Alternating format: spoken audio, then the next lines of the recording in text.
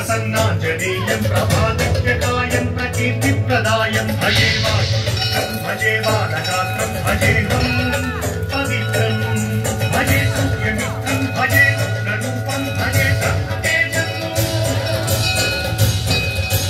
అది రామాయణ మహాయుద్ధం భీకరంగా సాగుతున్న తరుణం. శ్రీరామచంద్రుని సారథ్యంలో వానర సైన్యంతో విజృంభిస్తూ లక్ష్మణస్వామి తనతో పోరాటం చేస్తున్న రావణుడి కుమారుడు ఇంద్రజిత్ తలని బాణంతో ఒక్క వేటతో వేరు చేశాడు.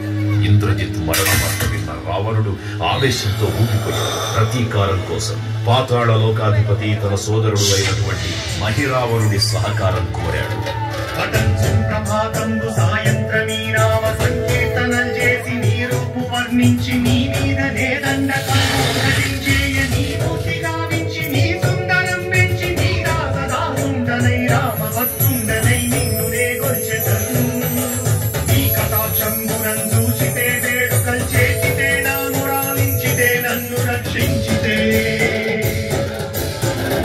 తంత్ర విద్యలో ఆరితేరిన మహిరావణుడి దాడి గురించి విభీషణుడి ద్వారా ముందుగా తెలుసుకున్న హనుమంతుల వారు తన ప్రభువుల విశ్రాంతి మందిరానికి కాపలా ఉండగా ఆ దుష్టుడు లోపలికి ప్రవేశించడానికి పలు ప్రయత్నాలు చేసి చివరికి మాయోపాయంతో విభీషణుడి రూపం ధరించి మందిరంలోకి ప్రవేశిస్తాడు. నిద్రిస్తున్న రామలక్ష్మణులను అపహరించి పాతాళ లోకానికి తీసుకునిపోతాడు. అంజనాదేవి గర్భాన్మయా దేవని నింసనేనంతవారన్ దయాశాలి వై చూచియుందాత వై చూచియున్ నిల్చియున్ తొల్లి సుగ్రీవకున్ మంత్రి వై స్వామి కార్యార్థమయ్యేగి శ్రీరామ సౌమిత్రులం చూచి వారిని విచారించి సర్వేసు పూజించి ఎప్పాడు చెంపంటు గాలించి వారిని సంపించి కాకు సతిలకుంటు పాదుకి వీక్షించి కిష్కింధకే తెంచి శ్రీరామ కార్యార్థమై లంకకే తెంచియున్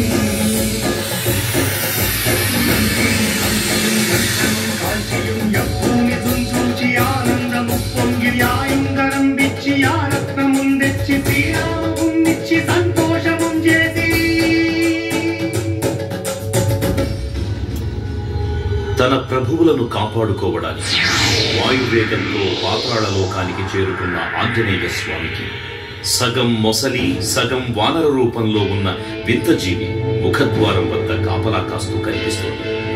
ఆ జీవి మకరధ్వజుడు అనే తన పుత్రుడని మహాసముద్రాన్ని దాటుతుండగా నీటిలో పడ్డ తన వేదవిందు ఒక మొసలి గ్రహించడం వల్ల జన్మించాడని తెలుసుకొని ఆశ్చర్యపోతారు హనుమంతుల వారు. తన పుత్రుడిని యుద్ధంలో ఓడించి పాతాళ లోకంలోకి ప్రవేశిస్తారు.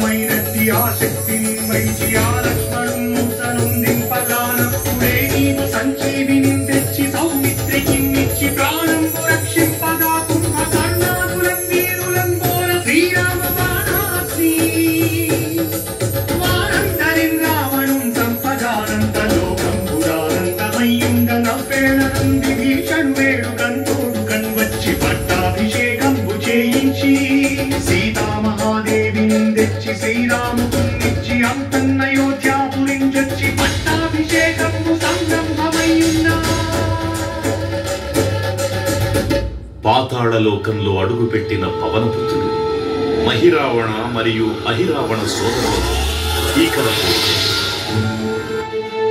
5 దిక్కులలో ఉన్న 5 దీపాలను ఒకేసారి ఆర్పడం ద్వారా మాత్రమే వారి మరణం సంభవిస్తుందని చెప్పగా అప్పుడు మహాబలి 5 ముఖాల ధారణ చేసి పంచముఖ ఆంజనేయునిగా అవతరించి ఏకకాలంలో 5 దీపాలను ఆర్పివేసి ఆ దుష్ట సోదరులను తుదముట్టిస్తారు.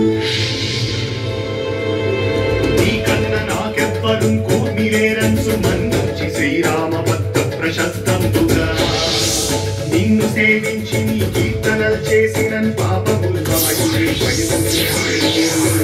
రాజ్యములు కల్పునే సామ్రాజ్యములు కలుగు సంపత్తులు కలుగును వాదనాకార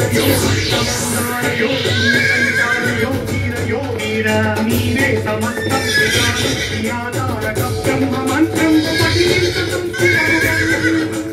వర్షదేహం పురుందాచి శ్రీరామయన్సున్ మనఃపూతమైన ఎప్పుడు తప్పకన్ తలతుగా జిహ్వయందుండి నీ దీర్ఘదేహము త్రైలోక్య సంచారివై రామనామాన్ని సంచారివై బ్రహ్మవేదం గౌతనీ జ్వాలా కల్లోలహ వీర హనుమంత ఓంకార శబ్దం పులన్ భూత ప్రేతం పులన్ పెంటి సాచం పులన్ శాకిని జాతి నిత్యాపులన్ కాలి దెయ్యం పులన్ నీరువారం పులన్ దుట్టి నేరం పులన్ పట్టి నీ ముష్టిఘాతం పులన్ ఆగుదండం పులన్ లోపఖండం పులన్ తుంచి కాలా తిరుతుండవై నీవు బ్రహ్మ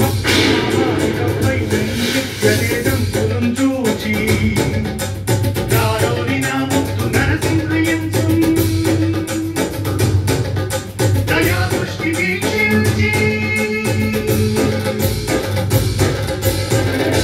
నన్నేలు నా స్వామి ఓ ఆంజనేయ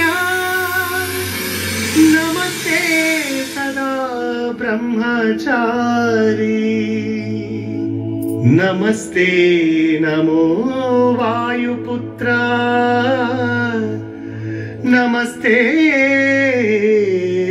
నమః.